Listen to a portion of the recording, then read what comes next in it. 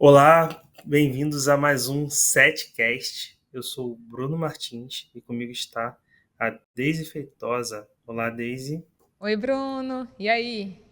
Como é que tá aí, o Rio de Janeiro? Tudo O Rio de certo? Janeiro, como diz a música, continua lindo. Dessa vez eu não falei, tá? E, Dessa vez não fui eu, dessa vez não. e antes de começarmos o nosso programa, que hoje está muito especial, com um convidado muito bacana, nós vamos fazer o nosso jabazinho aqui da Sete. Porque a SET é uma associação sem fins lucrativos que reúne há mais de 35 anos profissionais e empresas do setor de mídia e entretenimento, com foco em tecnologia, mas também em outras áreas desse amplo ecossistema. A SET tem participado ativamente de todas as grandes transformações do mercado de radiodifusão, como participou da definição do modelo da TV digital e agora dos trabalhos voltados à TV 3.0, né, Daisy? Pois é, Bruno. E só lembrando que um dos principais objetivos da SET é a difusão da informação. E, portanto, a gente se faz presente em todos os canais. E por isso a gente está aqui hoje com o seu SETcast, que abre espaço para conversas descontraídas com convidados muito, muito especiais. E por isso a gente sempre fala aqui de tecnologia, mas também de tantos outros assuntos. A gente filosofa, fala de vida, fala de desafios, fala de perrengues. A gente tenta ser feliz aqui no Setcast, não é isso, Bruno?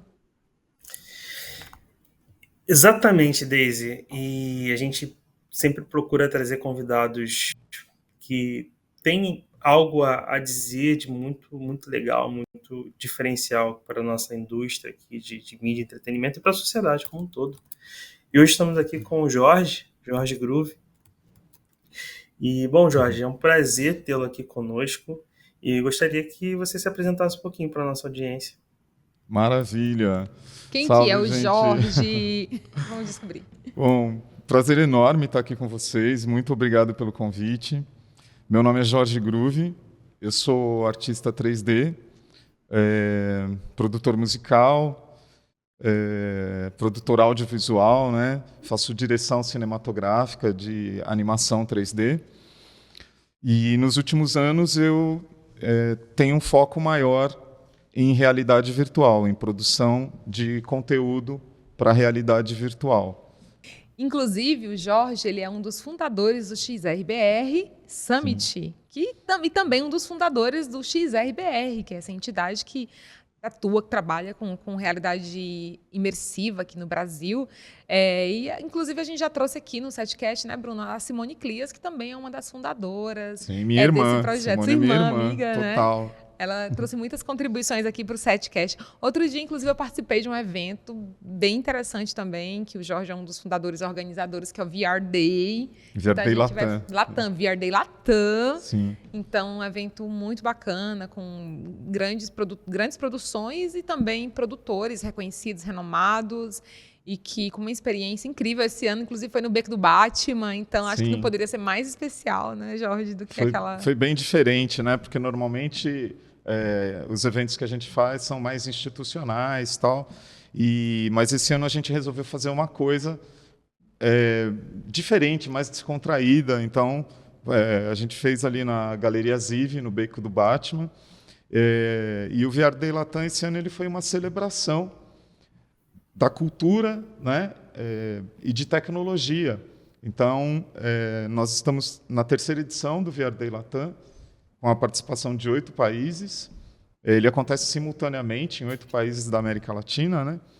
E a gente pôde ter ali, além de várias experiências em realidade virtual, a gente teve grupos também, né? Grupos da Bolívia, músicos de Cuba, foi muito legal, né? Integração cultural aí, muito viva, total. Né? Muito bonita.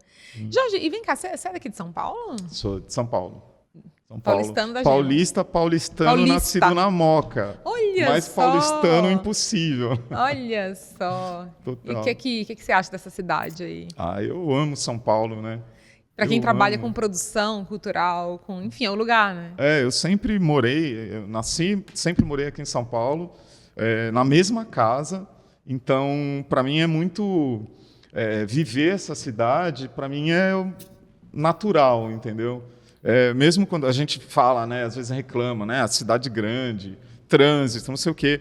Aí, sei lá, vou viajar, passo uns dias, nossa, que maravilha, maravilha. Aí começa a dar uma coisa, eu falo, preciso voltar para São Paulo, entendeu? Porque tá no sangue, né? Então... Jorge, então conta um pouquinho pra gente. Você está dentro, né, submerso nesse universo aí de realidade virtual, realidade expandida, imersiva, mas também você é artista 3D, tem várias obras e filmes e produções audiovisuais que você já participou, mas acima de tudo você também é um produtor musical, você contou pra gente aqui, já adiantou que já trabalhou com Benjó, com Djavan, Milton Nascimento, Nação Zumbi, gente, incrível. Sim. A gente quer saber tudo um pouquinho, conta um pouquinho pra gente aí do teu percurso, da tua trajetória, desse cenário do VR aqui no Brasil, né? A que pé estamos? Agora há pouco a gente estava falando sobre 5G aqui, né, Bruno? Com o nosso entrevistado Carlos Alberto, que falava de metaverso e a gente já estava aqui viajando como é que seria o metaverso dentro desse cenário do 5.5G, 6G, que aí não sei se é exatamente esse conceito que a gente tem pensado de metaverso, que ninguém fala quase mais nada de metaverso, tá um pouco estamos um pouco em silêncio. Sim, mas até ele o Zuckerberg, ele tá rolando. Tá. Mas, enfim, então acho que a gente tem muita figurinha. Conta aí, mostra um pouquinho pra gente aí, né, do teu conhecimento, o quanto que você tem acompanhado aí desse universo aí aqui no Brasil e fora. Tá. Bom, como você perguntou em relação a essa parte artística, né? Eu venho da arte antes de qualquer coisa. Então, por exemplo, eu comecei com desenho mesmo, desde os 5 anos, desenhando compulsivamente. Porque, assim, para mim, a questão do desenho era uma forma de eu mostrar para as pessoas o que eu tinha na minha mente, né? Então, eu conseguia fazer isso através do desenho. E aí, com o passar do tempo, aí surgiu o 3D na minha vida, e, nossa, aí você consegue representar de uma forma mais ampla, né? Fui trabalhar com audiovisual, vários estúdios, emissoras, né? E aí, quando pintou o VR, para mim foi o ápice, porque além de eu poder criar determinadas coisas e mostrar, eu consigo, através disso, colocar as pessoas dentro dos meus sonhos, sabe? Dentro daquilo que eu imagino. Então, esse foi um dos fatores determinantes assim, para eu poder entrar de cabeça mesmo no VR. Né? Tá tudo completamente conectado, né? Sim, sim. E você também, você trabalha, né, como no cinema, a gente trabalha com música, a gente usa todos os recursos, né? Todos os recursos audiovisuais disponíveis, né? Ou seja, todas as tuas habilidades também são reunidas dentro desse trabalho que você faz hoje. Exato. E qual é a sensação quando você faz um trabalho como esse, com o VR, e você sente que a pessoa foi impactada de tal forma e que você conseguiu transmitir aquilo que estava dentro da sua cabeça para a pessoa e ela sai dali emocionada? Como que você se sente quando você consegue chegar nesse ponto? Cara, é sensacional. É sensacional, porque, por exemplo, né, eu crio games também. Eu tenho 2 jogos em realidade virtual, que é o House of Hell, que é um jogo de terror, e o The Drop, que é um sci-fi. Esse ano nós levamos o nosso jogo lá para Gamescom, né, que foi incrível. A gente estava bem no meio do evento, da feira, né? Ficou assim um dos principais lugares. E é incrível que a grande maioria das pessoas, né? Eu imaginava como um evento de game, falei, a maioria já fez, já testou, né? Mas ao final do evento, né? Foram 5 dias, nós chegamos à conclusão ali, calculando que 95% das pessoas que passaram por ali nunca tinham colocado um óculos né? VR, sabe? É bonito quando a gente vê a felicidade, da alegria das pessoas vivendo essa experiência no VR, né? Sim, com óculos. E eu acompanhei ali direto todos os dias, porque para mim é incrível. Quando você coloca um VR na cara de alguém que nunca colocou, eu fico observando as reações, sabe? É muito legal, né? E o The Drop que a gente levou para lá, ele é um projeto um pouco diferente, porque ele é um projeto, né, do que a gente chama de cinema imersivo. Então, é como se você estivesse vendo um filme, mas você está dentro do filme.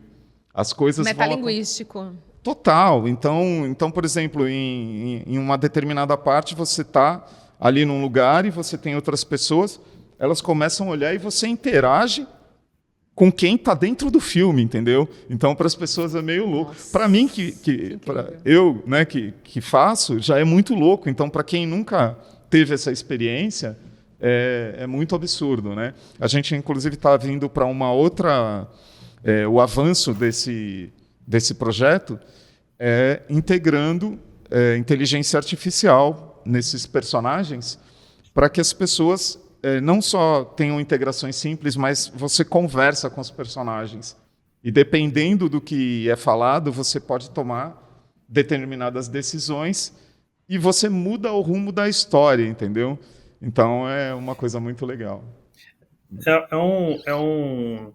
É um tipo de conteúdo que a gente não sabe mais se é um game ou se é um filme, de tão entrelaçado que tá, né? Tão interativo ali, né? Exatamente, é justamente isso. É a mistura de um filme com um game. Então é como se você estivesse vendo um filme ou uma série e você participa dela, né? E a visualização é outra coisa. Você não está olhando para uma tela plana na sua frente. Você está dentro, você olha o ambiente, né? Tem uma cena que você está numa montanha e vem uma nave, né?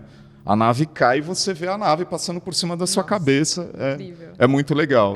Isso me lembrou muito o meu orientador de doutorado, ex-orientador, é sempre orientador, o professor Sérgio Byron, que ele dizia, sei lá, em 2010, que o futuro seria gamificado. Sim. Acho que o que hoje a gente vê e experimenta é exatamente uma sociedade gamificada, o próprio smartphone, a maneira da gente interagir com os botões, e enfim, é tudo... A linguagem do game é muito viva, é muito presente. Sim. Não é isso? Acho que você, como um artista 3D, deve... Né, a gente vê isso em todos os lugares hoje, no touch.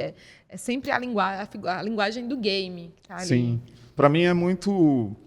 Porque, assim, como eu sou da parte de criação, né, eu fico pensando em possibilidades. Então, eu tenho meus equipamentos ali, meu estúdio. Lógico que, normalmente, a gente está fazendo trabalhos, tal, mas eu sempre dedico um tempo fora trabalho para a criação, para novas possibilidades, né? Então, você fala, nossa, será que isso aqui... por exemplo, eu estou fazendo um projeto agora, que é um projeto da Tati Pérez, um projeto incrível, chamado Includery, que coloca um projeto que fala sobre inclusão, né? Pessoas com certas deficiências, né? E a gente coloca o usuário no lugar dessas pessoas. Então, você, através da realidade virtual, você se encontra no lugar dessas pessoas com diferentes deficiências, sabe? Essa é uma criação da Tati Pérez, né? E então a gente estudar, criar essas possibilidades. Como que a gente vai fazer isso? Como que a gente vai fazer a pessoa, sabe? De repente você está numa cadeira de rodas e você tem que ir com ela por um caminho, sabe? Então tem muito, não vou dar muito spoiler aqui, mas essas novas possibilidades que essas novas tecnologias proporcionam são incríveis e abrem possibilidades para coisas que a gente ainda não sabe. Né? O Chris Milk, né, que é um diretor estadunidense, ele fala que ele chama a inteligência artificial de máquina da empatia. Você concorda com isso? Olha, Perdão, repetindo. Gente, eu vou repetir, tá? O Chris Milk, que é um diretor estadunidense, ele tem um TED Talk que ele chama o VR de máquina da empatia. Você concorda com isso? Concordo. Sim, eu concordo. Inclusive, no evento, que é a última edição do XRBR Summit que nós fizemos, a gente estava lá, estava com o diretor, o Tadeu Jungle, né, grande amigo. Grande. E ele estava falando exatamente sobre isso. Então, por exemplo, quando você pega uma pessoa e você fala, olha, está acontecendo determinada coisa em tal lugar, você tem uns refugiados ali e tal, as pessoas, ok e tal. Agora, quando você coloca um headset e a pessoa se vê ali no meio de um campo de refugiados, com uma criança te conduzindo e mostrando aquela situação, a percepção que você tem daquilo é completamente diferente. Quando você vê uma experiência como a do Tadeu, o Rio de Lama, Sim. que ela mostrando o que aconteceu em Mariana, e você olha e se vê ali naquele monte de barro, a sua percepção é muito maior do que aconteceu, do que você simplesmente ver uma imagem, uma foto ou algo na TV, né? A Noni de la Penha, ela fez essa experiência, né, mostrando exatamente um conflito na Síria e fez líderes mundiais no fórum de Davos, eles poderem, né, experimentar a sensação de estarem ali naquele campo, tanto de conflito quanto de refugiados. Então, de certa maneira, é uma maneira de levar as pessoas até a determinadas situações que são mais radicais, situações mais complexas da sociedade. Então, talvez exatamente por isso que o Cris ele considera o VR como máquina da empatia. Sim. Daisy e Jorge, ouvindo vocês falarem, eu fico pensando que pode ser uma ferramenta muito potente também para a educação. Imagina uma aula de história onde está sendo ministrado ali um conteúdo sobre Grécia Antiga e o aluno se vê lá dentro daqueles cenários ali, conversando com os filósofos, ou Roma, ou o Egito, vendo as pirâmides, enfim. Eu acho que para a educação, o uso dessas novas tecnologias podem tornar o conteúdo muito mais interessante para os alunos e aumentar o grau de engajamento e de aprendizado. Com certeza. Muito conteúdo já está sendo produzido nesse sentido, né? Esse não diria nem o futuro, mas esse é o futuro próximo, né? É um presente. Tem muitos projetos educacionais já que têm utilizado o VR, né, em escolas, especialmente mais privadas, porque infelizmente, eu acho que a questão o VR ainda é uma ferramenta muito cara, o óculos de realidade virtual ainda exclui muitas pessoas, são poucas pessoas que têm acesso a essa tecnologia. Sim. Mas existem muitos projetos na área da saúde e medicina ligados a isso. Aí, Bruno, com essa fala do Bruno, eu me lembrei quando eu cheguei em Roma a primeira vez. E aí, quando eu vi Roma, quando eu me deparei ali com o Coliseu, eu falei, meu Deus, é como abrir meu livro de história. Foi exatamente o que me veio na cabeça. Estou abrindo um livro de história. Legal. E é isso. Acho que uma experiência, como o Bruno fala, em VR, você poderia estar ali, por que não, no Coliseu, vendo, né, sentindo, entendendo como é que funciona aquela arquitetura, né, aquele ambiente. Sim. Como eu produzo, a gente acaba ficando com óculos todos os dias, quase que o dia inteiro no rosto. Eu acabo não vendo muitos conteúdos.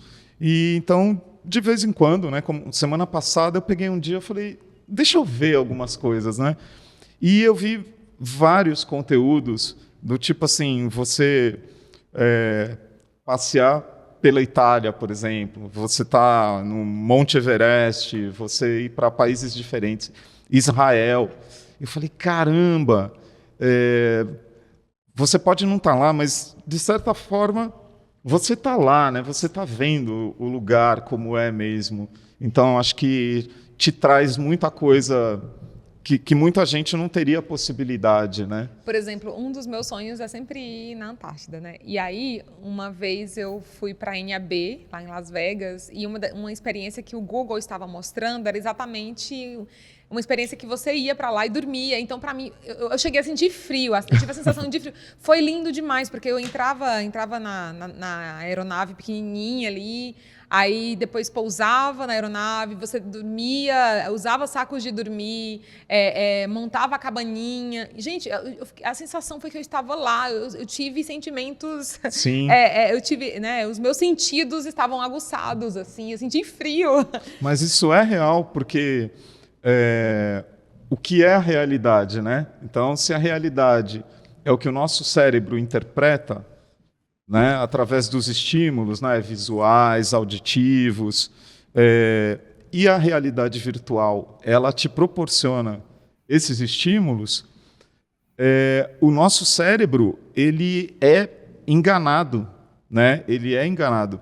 Tanto que em algumas experiências que são mais realistas, depois de um tempo que você está nela, experiências um pouco mais longas, muitas pessoas esquecem que estão onde realmente estão.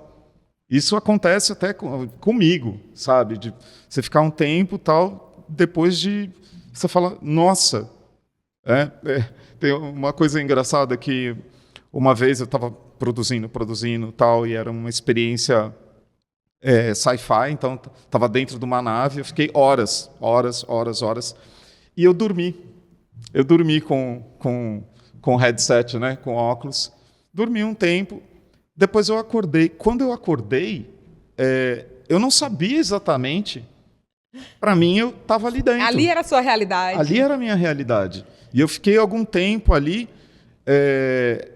Isso só mudou para mim em um momento que eu me movimentei e a minha mão bateu nos óculos. E sabe, quando bateu, o que é isso? Aí, quando eu tirei, eu falei, eu não acredito. Nem precisa tomar ayahuasca nesse sentido. Nada. Você fica louco ali, achando Jorge, que você está lá mesmo. Isso aí é meio Matrix, não é?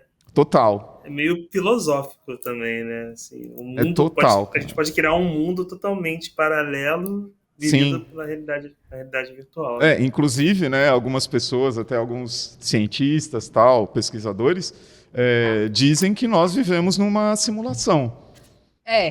Que essa não é a realidade. Essa não é a realidade. É tudo complexo. Eu estava falando de Edgar Morin, a teoria da complexidade. Depende do ponto de vista. É muito extenso essa questão do que é real, né? Do que é da realidade mesmo. Né?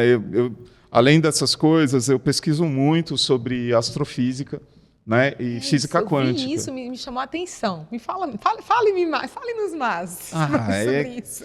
É algo que eu adoro, assim, sabe? Sou um pesquisador mesmo, assim,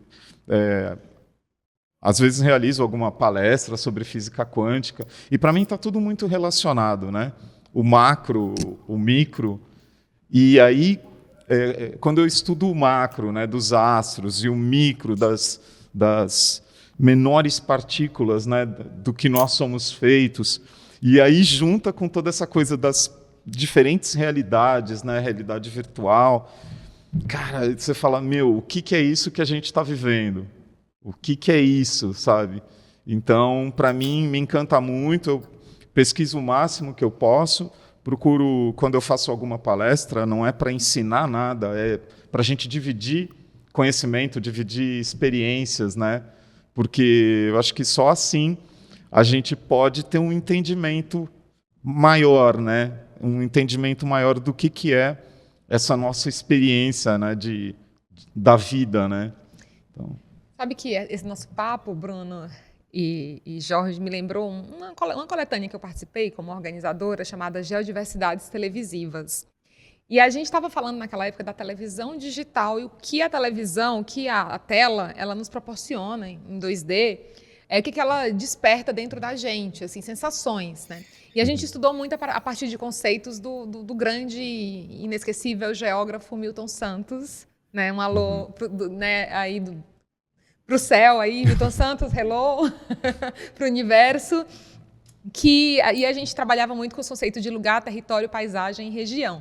E aí a gente mostrava a importância da televisão como um veículo que nos teletransporta para outros lugares. Então, por exemplo, mesmo eu sendo nordestina, de Picos, lá do sertão, quando criança, eu tinha a possibilidade de ver o mundo, ver a neve, ver o deserto do Atacama, enfim, poder viajar. E como a internet hoje só expandiu essa possibilidade de a gente poder estar em diferentes lugares por meio dessa experiência televisual, né? E aí eu fiquei pensando sobre, inclusive foi uma proposta da professora Aline Neves, até para deixar os créditos para ela, quando a gente começou a pensar nesse conceito. E aí isso me fez pensar. E aí, nesse livro, a gente fala exatamente que uma criança, ela dá um exemplo que o filho dela estava assistindo a Peppa Pig, e a Peppa Pig tava nevando durante aquele episódio da Peppa Pig. E aí tava fazendo maior calor lá em Minas, ela é mineira de Belo Horizonte, ela falou que o filho dela pediu lençol para se cobrir, porque ele ficou com a sensação de frio, mesmo com muito calor. E aí, essa nossa conversa nos leva para um lugar assim até muito mais potente, ou seja, a realidade virtual, você, de certa maneira, você desenvolve, você engana aspectos, o seu cérebro, Sim. né? A sua mente. Uhum. O professor Zulfo, ele sempre fala sobre isso, né? O quanto que é desafiador, inclusive, enganar a própria mente. Sim. Porque é uma máquina que tem esse poder também de tentar criar uma realidade simulada. Uhum. E aí isso me veio essa lembrança. E aí, ao mesmo tempo, estou trazendo uma experiência que anos depois eu fui lá nos Estados Unidos, né? Que eu vi essa experiência do Google, e eu tive a sensação real de estar na Antártida. Então, assim, foi muito bonito, né? E aí, falando da questão da inclusão, eu lembrei de uma experiência que a gente fez junto com a Rosas de Ouro, a Escola de Samba Rosas de Ouro, no ano de 2020, antes de explodir a pandemia. E aí a gente fez, em parceria com eles, teve um enredo, um samba enredo voltado à tecnologia 4.0. E aí o roteiro deles era muito focado nisso. E tinha um carro chamado The Jetsons, que eles nos convidaram para pensar, nós, do meu grupo de pesquisa lá do Lab Arte Mídia, coordenado pelo professor Almir Almas, para a gente pensar em soluções ligadas a essas tecnologias 4.0. E aí a gente, dentro desse carro, a gente fez um marcador e que a gente, se as pessoas apontassem o celular para esse marcador, ela teria uma experiência de realidade aumentada e poderia ver a mesma passista que estava se apresentando naquele carro, ela também era vista ali em realidade virtual, com o mesmo figurino, ali dançando. Uhum. E a gente colocou 2 marcadores, sendo que um deles é Maria do Metrópolis. E aí a gente exatamente queria proporcionar essa experiência para as pessoas. Só que, assim, em muitos momentos, até o dia do desfile, a gente foi para a escola de samba, Rosas de Ouro, acompanhar os ensaios. A gente, desse trabalho também, a gente gerou um documentário, que logo vai ser lançado, mas a gente levava o óculos para a escola de samba, para os ensaios da Rosas de Ouro, para que as pessoas pudessem ver um pouco dos filmes que a gente estava fazendo até como um ensaio mesmo para o grande dia ali do desfile. E era impressionante quando você falou que é interessante ver as pessoas vestindo óculos pela primeira vez, assim. Então a gente via, tinha muitas crianças, inclusive periféricas, professoras ali da própria Rosa de Ouro, e quando elas punham o óculos, elas ficavam maravilhadas, assim, com essa experiência, assim. Era lindo de ver, assim. O professor Almir sempre fala como era bonito de ver o rosto, a felicidade dessas pessoas, né, experimentando essa tecnologia, e que é algo que eu acho que precisa cada vez mais se tornar acessível, porque ainda é muito caro. É muito cara, né? É verdade. Eu faço parte de um grupo chamado Rotas Afro, que é uma iniciativa criada pela Júlia Madeira. E eles têm a ideia de fazer resgates históricos, sabe? Contar histórias da comunidade negra, histórias que aconteceram, né, de lugares e de personalidades negras do interior de São Paulo. E esse grupo está fazendo um resgate utilizando a tecnologia também, realidade aumentada e realidade virtual. E um dos trabalhos que nós fizemos, né, estamos nesse processo, é a reconstrução de uma igreja, que é a Igreja do Rosário de Campinas, que era uma igreja enorme, linda, maravilhosa, que foi demolida em 1956. É uma igreja criada em 1800 e eu não vou lembrar exatamente o ano. Linda, mármore, os altares todos de mármore, né? E em nome do progresso, essa igreja foi demolida para passar uma avenida no lugar. E então nós fizemos a reconstrução dessa igreja com base nas fotos antigas, né? Todas em preto e branco. O pessoal do MIS de Campinas abriu o acervo para a gente e nós reconstruímos essa igreja em 3D e fizemos uma experiência em realidade virtual dessa igreja.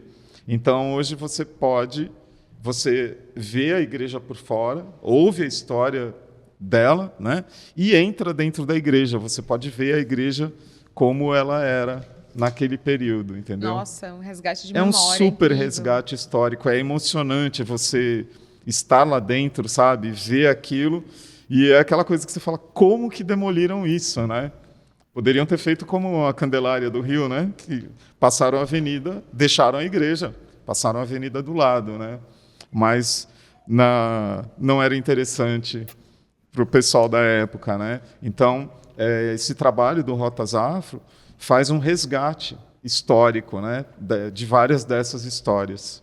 Inclusive, eu conheci o trabalho de uma professora que estava fazendo pós-doutorado em arquitetura, que ela estava exatamente trabalhando nessa perspectiva de reconstruir lugares importantes para a história, que não dentro dessa visão de vocês, do Rotas Afro, mas outros lugares importantes, inclusive de rios, por onde passavam rios, para que as pessoas pudessem ter essa experiência mais da essência das coisas que foram, de certa maneira, ali destruídas ali pelo homem. Sim, sim. Eu acho que assim, esses recursos eles proporcionam muitas coisas legais. Tem um trabalho que nós estamos fazendo também que se chama Realidade Imersa, que mostra justamente a tragédia que aconteceu no Sul, né? E esse trabalho, né, criado pela Sara e pelo grupo ali do XRBR, vários profissionais do XRBR, mostram, né, ela levou uma câmera 3D para dentro de uma canoa e eles andando pela cidade logo depois ali, quando estava tudo acontecendo. Então, você começa na experiência. Nesse eu fiz parte da trilha sonora. Eu e o Luiz Macedo fizemos a trilha sonora. Quando você começa a experiência, você já se vê dentro daquela canoa com as outras pessoas e você está passando pela rua, as casas assim do seu lado, os telhados, os cabos, os fios de energia assim um pouco acima da sua cabeça, sabe? Então você está no meio daquilo que aconteceu. Esse trabalho ele foi levado para a COP29 que teve agora, né, lá no Azerbaijão. Então um trabalho brasileiro, né, feito por uma equipe brasileira, mostrando uma tragédia climática. E então você vê, né, é muito diferente você ver ali uma manchete na TV ou na internet e você colocar um óculos e estar no meio disso, sabe? Então são coisas assim que essa tecnologia proporciona, né? E esse título, que potente, né, Bruno? Realidade imersa. Foi exatamente a realidade, ela foi imersa. Criou-se uma segunda realidade muito dura. Aí. Exatamente. Bom, Jorge e Daisy, mas especificamente uma pergunta aqui para o Jorge. A gente tem acompanhado fortemente toda essa discussão em torno da inteligência artificial generativa e como que essa tecnologia pode impactar a nossa indústria, principalmente na produção de conteúdo. E a gente estava conversando aqui um pouco mais cedo, eu gostei muito da sua opinião sobre como a IA, embora ela acelere os processos de criação, ainda a gente vai continuar por muito tempo precisando ali do talento humano, do diferencial humano. Bom, fala um pouquinho pra gente como que você vê esse cenário da inteligência artificial generativa, criação de conteúdo sintético, tanto de música quanto de vídeos. Bom, eu acho que assim, em primeiro lugar, a inteligência artificial ela veio para ficar, isso não tem retorno, e ela tem muita gente que fala, isso não é bom, não sei o quê. Sim, ela é bom, ela agiliza processos, mas, para mim, principalmente, ela funciona como ferramenta de processos. Ela não é a geradora de alguma coisa especificamente, né? Então, por exemplo, eu vou fazer uma produção, eu posso utilizar diversas IAs para me agilizar vários processos, desde de um chat GPT para poder organizar um projeto, né? Te agiliza, é um assistente, né? Eu uso bastante, eu uso inclusive... Ata é horrível fazer e a inteligência artificial pode ajudar muito a construir uma ata de uma reunião, Sim. Eu utilizo muito, às vezes é até engraçado, né? Porque tem essa parte falada, né? Essa parte em áudio do chat GPT, e às vezes para mim é como se eu tivesse uma secretária aqui do meu lado, porque eu vou falando, enquanto eu estou fazendo um trabalho, eu vou falando determinadas coisas, eu preciso que encontre tais e tais informações para mim, ela já vai achando, entendeu? Então, acho que é uma ferramenta bem legal. Como tem diversas ferramentas, né?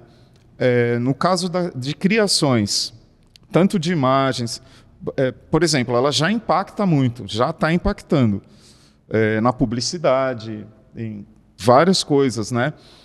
Mas, apesar disso, eu acredito que o talento humano ele nunca vai ser substituído. A gente sempre vai precisar. Porque, mas ela pode fazer tão perfeito, às vezes até melhor do que um ser humano. Ok, mas que valor que vai ter alguma coisa que qualquer pessoa pode fazer e igual, sabe? Então, eu acredito que sempre o valor humano ele vai prevalecer, né? Porque senão a gente chega numa unidade onde todo mundo vai fazer tudo igual. Todo mundo vai ter acesso às mesmas ferramentas, cria tal coisa, tal. Eu até estava comentando, no mês passado eu participei de um evento em Campinas de animação, que se chama LESMA, que é La Extraordinária Semana de Animação, evento incrível. E então, por exemplo, a gente tem várias animações aí de IAs, né? Você abrir a internet, você acha um monte. Nossa, lindas, maravilhosas, perfeitas, né? Cada vez mais perfeitas. E aí, nesse festival, tinham vários artistas que fazem animação na mão, sabe? Muito stop motion, animações mesmo de desenho. E eu fiquei encantado, sabe? Eu fiquei encantado. Para mim, animações feitas dessa forma, elas têm um valor muito maior do que uma animação perfeita feita em A, sabe? Então, eu acredito que o humano nunca vai ser substituído nesse sentido, sabe? Porque senão a gente chega num ponto onde tudo simplesmente você fala ali, entra com um prompt, outra pessoa que de repente não tem nenhum conhecimento ou talento, ou seja o que for, pode entrar com outro prompt e vai sair aquela coisa perfeitinha ali. A gente caminha para um artificial, né? Então eu acredito que e zero produtividade, inclusive intelectual e ninguém precisa mais pensar, Exatamente. Você não precisa estudar, você não precisa desenvolver um lado artístico, entender, avançar com a tecnologia, né? Então, eu acredito que utilizar a tecnologia e as IAs para processos, para agilizar processos ou coisas que são muito complexas de se fazer.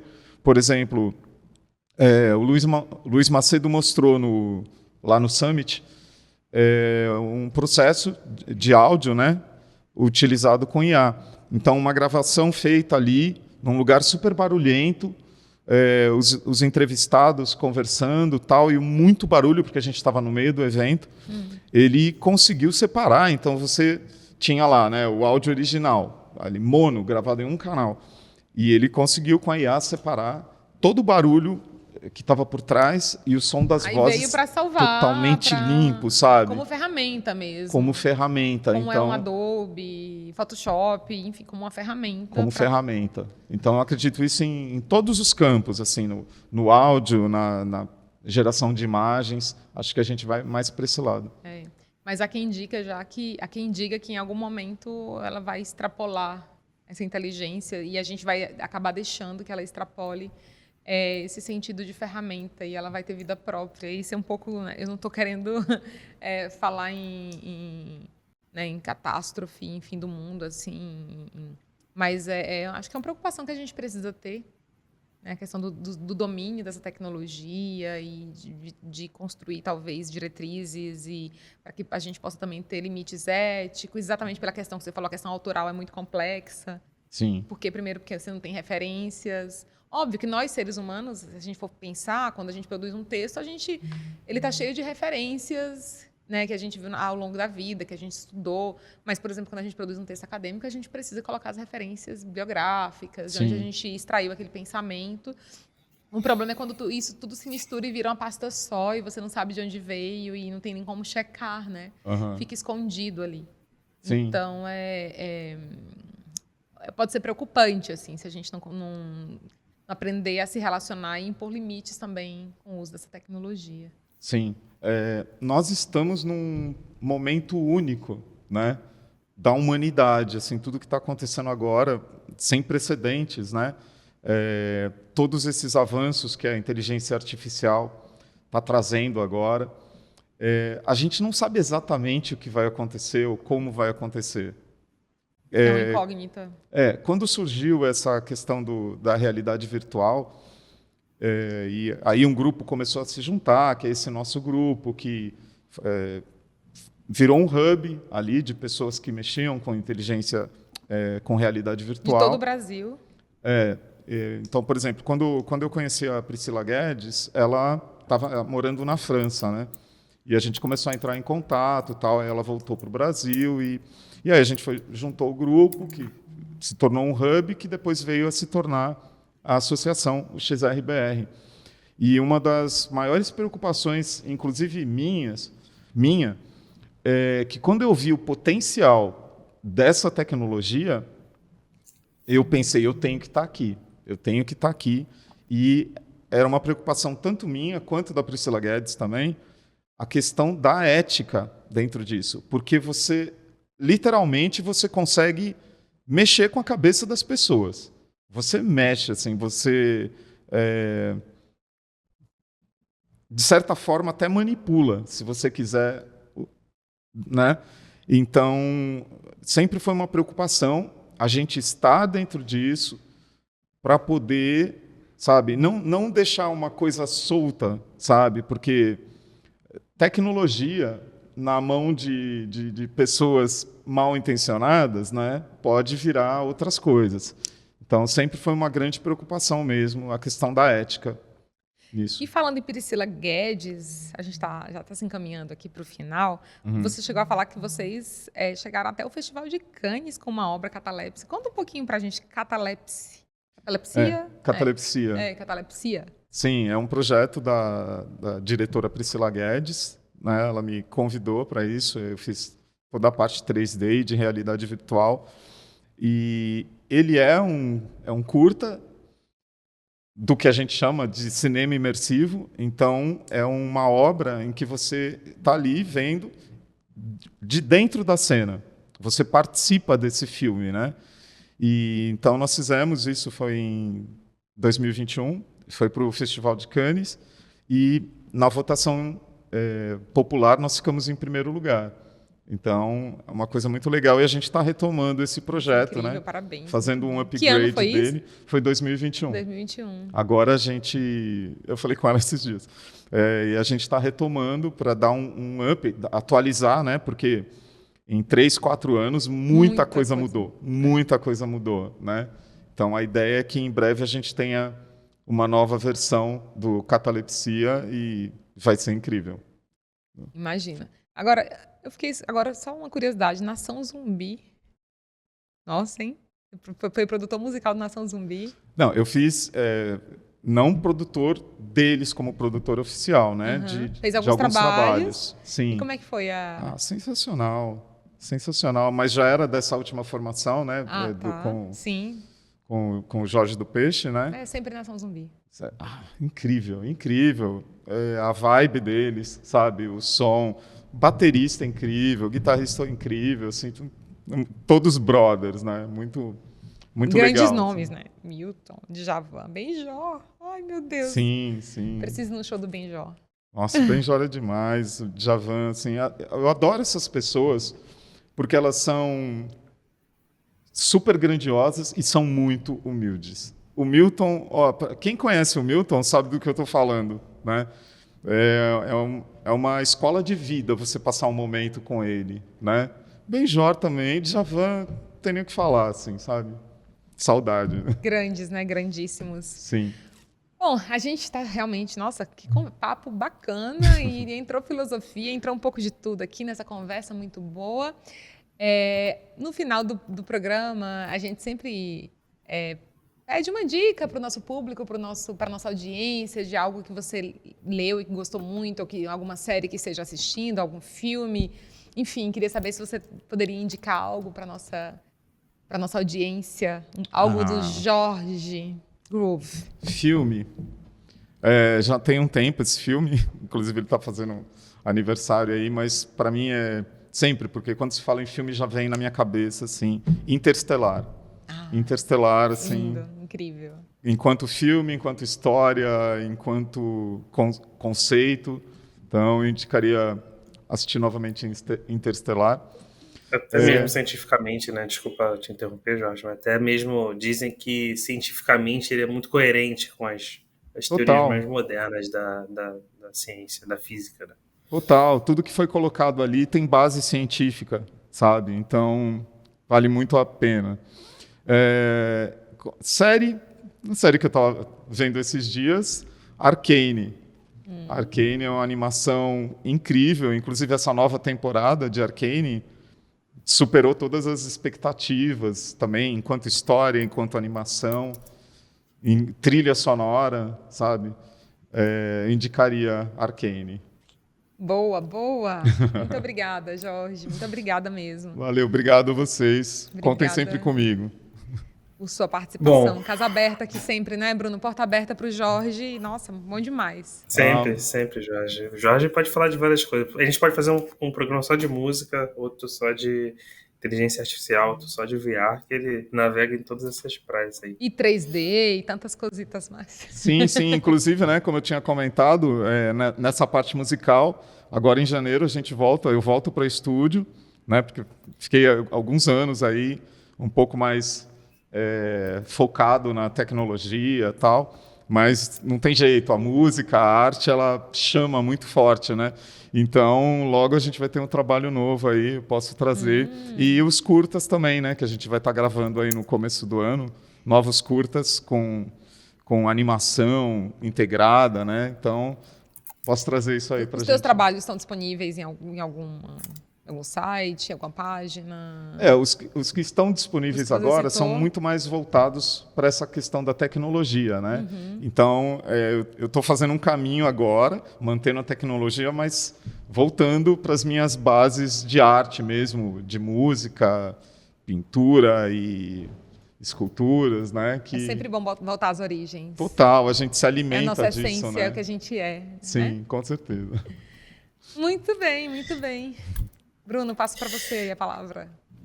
Perfeito, Daisy. Obrigado. Obrigado a todos que acompanharam esse episódio. Obrigado, Jorge. Obrigado, Daisy. Obrigado a toda a produção do programa. E o Setcast, ele possui a apresentação da Daisy Feitosa e minha, Bruno Martins, com produção de Letícia Meneguin, coordenação de Luana Bravo e Tito Liberato, direção de imagem de Giovanni Fernandes e Vladimir Silva e direção executiva de Igor Moraes. Vejo vocês no próximo episódio do Setcast. Bye, bye. Isso aí, gente. Até mais. Obrigada pela audiência. Até Valeu. mais.